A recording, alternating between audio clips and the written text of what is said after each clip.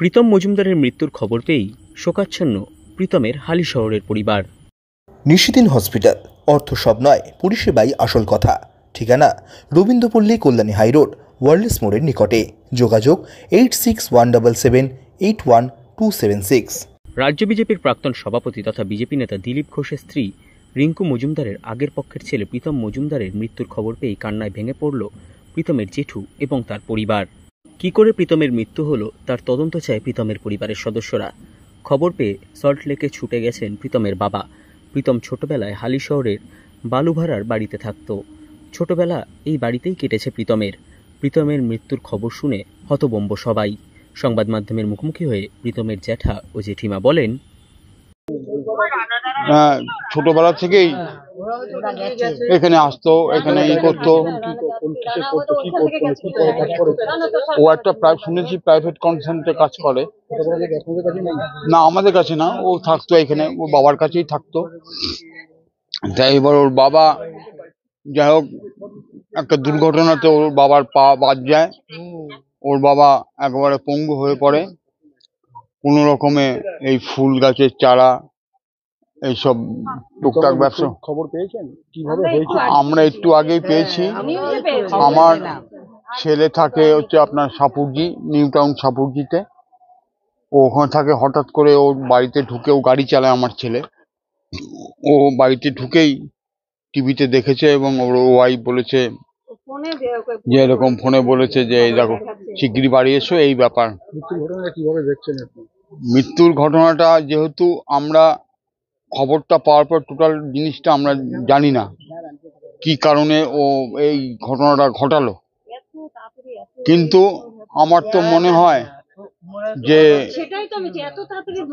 দুর্ঘটনাটা ঘটবে আমরা ভাবতে পারিনি। যেহেতু ওর 2 মাস পরে, চুপ করো না, 2 মাস পরে ওর বিয়ে। আমরা খবরে জানতে পেরেছি প্রেসের মাধ্যমে যে ওর 2 মাস পরে ও বিয়েতে বসতে চলেছে। এবং ওর মা যে বিয়ে করেছে তাতে ওর টোটালি মত ছিল, মতের কারণ ছিল না। ও আরো খুশি হয়েছিল যে যাক, মার একটা রাস্তা হলো।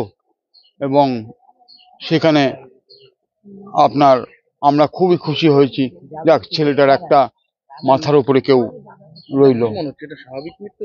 এখন সেটা তদন্ত, প্রশাসন তদন্ত করেছিল, বার করবেন কি কারণে মৃত্যুটা। হ্যাঁ, সেই কারণেই আমরা বলবো যে আসল সত্য ঘটনাটা যেন বেরিয়ে আসে, কি কারণে ওর মৃত্যুটা হলো। হ্যাঁ, এখানে আসতো, কিন্তু ওর বাবার কাছে তো আসতো, তো বাবা তারপর দীর্ঘদিন কাকার ওখানে যায়, কাকার ওই বাড়িতে যায়, কিন্তু কাকারা যেহেতু এই বাড়িতে থাকে না, এই বাড়িতে আসেও না। সম্পর্ক কেমন ছিল কার? প্রীতমের ভালোই তো ছিল, কারণ মা যেহেতু এতদিন ট্রাভেল করেছে, মার সঙ্গেই তো ছিল। মায়ের কাছে নিশ্চয়ই ভালো ছিল না, প্রীতম ছিল তো মায়ের সঙ্গে এতদিন। হ্যাঁ, রিঙ্কু মজুমদারের সাথে।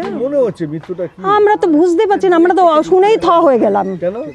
কেন এইরকম? আমরা যেহেতু বিয়ে ঠিক হয়ে গেছে, মার মত দিয়েছে বিয়েতে, সেই ছেলে হঠাৎ করে এরকম নিয়ে একটা সার্ভিস পর্যন্ত করে শুনেছি। এখন সেটাও তো বুঝতে পারছি না, না সেটা তো বুঝতে পারছি না। আমরা যদি ওর সাক্ষাৎ পেতাম। আমরা কি চাইবো বলুন?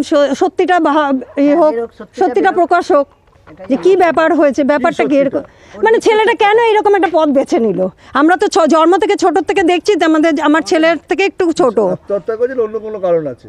এখন সেটাও তো বলতে পারবো না, দীর্ঘদিন যেহেতু ওইখানে থাকে ও, আমরা তো এইখানে, আমরা তো বুঝতে পারছি না। না, হ্যাঁ, ছোটবেলা এখানেই তো বড় হয়েছে, কত স্কুলে পড়তো, নিবেদিতা স্কুলে পড়তো, তারপর ওখান থেকে চলে গেছে। কি করতেন?